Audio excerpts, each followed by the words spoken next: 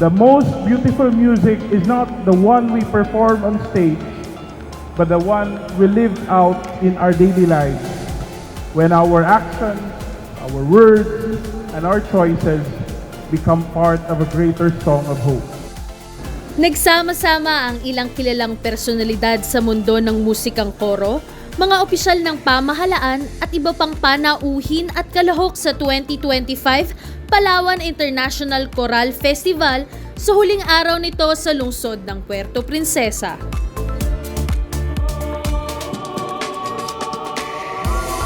Muling nagpakitang gilas ang mga pangkat ng koro sa dalawang bahagi ng patimpalak.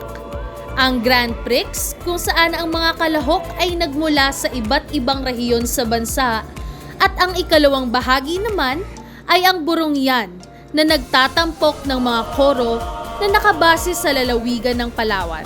Masaya naman ang mga nakapanood ng Choral Festival, gayon din ang mga kasapi ng iba't ibang grupong koro.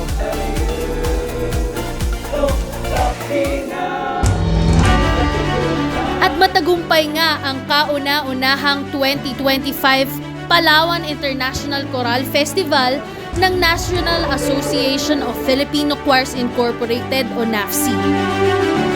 Congratulations 2025 Palawan International Choral Festival. When people hear your voice, in music or in life, they will hear something true, something good, and something beautiful.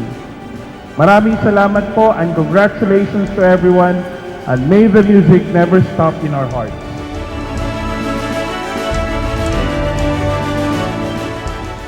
Magkita-kita po tayo sa mga susunod pang kapistahan ng musikang koro. Ako po si Mikey Santos, Dugong Maharlika, lahing Maginoo para sa buong mundo.